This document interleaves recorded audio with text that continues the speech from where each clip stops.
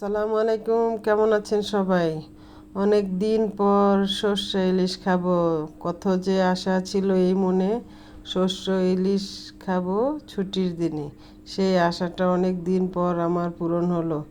আমার এক প্রিয় বোন আমার জন্য ইলিশ মাছ কিনে পাঠিয়েছে। আজকে আমি সেই ইলিশ মাছ দিয়ে সর্ষে দিয়ে রান্না করব। আমার মনের যত শখ তা মিটিয়ে তারপরে আজকে সর্ষে ইলিশ দিয়ে ভাত খাবো। এই জন্য আমি কীভাবে রান্না করতেছি আপনারা অবশ্যই দেখবেন আমার ভিডিওটা।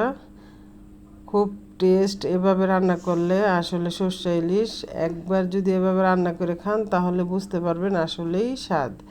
আমি প্রথমে প্যানে তেল দিয়ে দিলাম, তারপরে দেখেন কিভাবে রান্না করতেছি।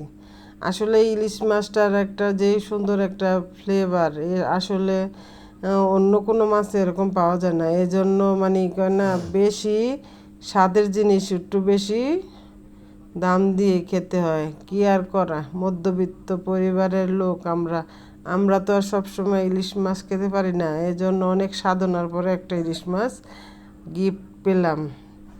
আপনারাও অবশ্যই ভিডিওটা দেখবেন, দেখে কমেন্ট করবেন ভালো মন্দ কেমন হয়েছে আমার ভিডিওটা। আজকের ভিডিওটা অবশ্যই দেখবেন, দেখে কমেন্ট করবেন। মশলাটা কিভাবে সুন্দর করে আমি কষাই নিচ্ছি এটা একটু দেখবেন, আপনারা খেয়াল করবেন। সুন্দর করে মশলাটা কষায় তারপরে আমি সর্ষে বাটাটা দিয়ে দিব। সর্ষে বাটাটা দিয়ে তারপরে ইলিশ মাছটা কীভাবে রান্না করি অবশ্যই এটা দেখবেন। আর না পারলে তো আমি আসি মায়া পাপটাকে লেগে সবসময় কমেন্ট করবেন, আর আমি সাথে সাথে কমেন্টের উত্তর দিব। এখন সর্ষে বাটাটা আবার মশলাটার ভিতরে দিয়ে দিবেন, দিয়ে একটু কষাইবেন। কষায় তারপরে সর্ষে ইলিশটা রাখবেন। আসলে এত হেভি টেস্টের একটা জিনিস, কোনো বাঙালি নাই যে এই জিনিসটা পছন্দ করে না। সব বাঙালি করে না, আমগো দেশে যে মাছে ভাতে বাঙালি শুধু শুধু তো আর বলে না। আমার মনে হয় যতটুকু সম্ভব এই ইলিশ মাছটাই বলছে যে মাছে ভাতে বাঙালি। কিন্তু এই মাছটা তো এতই স্বাদ, এতই স্বাদ। স্বাদের জিনিস তো আর সবসময় ধরা ছোঁয়ার বাইরে থাকে। স্বাদের জিনিস তো ধরতে গেলেও ধরা যায় না। এজন্য আজকে আমি রেসিপিটা আপনাকে দেখাইতেছি। আপনারা এভাবে রান্না করে বাসায় ট্রাই করবেন। অবশ্যই স্বাদের একটা জিনিস, অনেক মজাদার একটা খাবার। যখন দেখবেন বলকায় পড়ছে তখন করে পেঁয়াজ কাটা দিয়ে দিবেন, বুঝছেন? আস্তে আস্তে পেঁয়াজ কাটাটা দিয়ে দিলে একদম কামড় লাগে, অনেক স্বাদ লাগে খাইতে। দেখছেন নি একদম খাঁটি সরষা, একবার মনে হয় যে একবারে তেলই উঠতে দিতেছে, কি একটা ভালো লাগতেছে আমার দেখতে।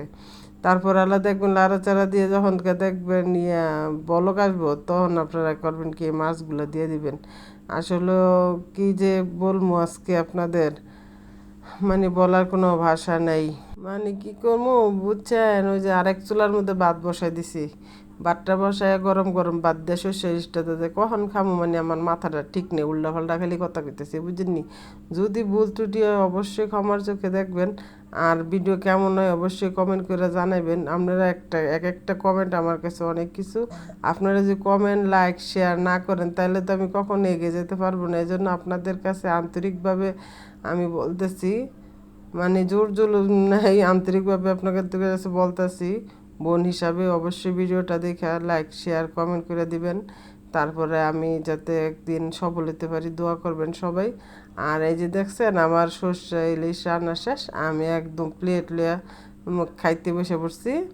অনেক স্বাদের একটা হয়েছে, অনেক মাশাল্লাহ, অনেক মজা হয়েছে। আপনারা এভাবে বাসায় ট্রাই করবেন, অবশ্যই দেখবেন অনেক মজা হয়েছে এভাবে রান্না করলে। সবাই ভালো থাকবেন। আসসালামু আলাইকুম, আল্লাহ হাফেজ।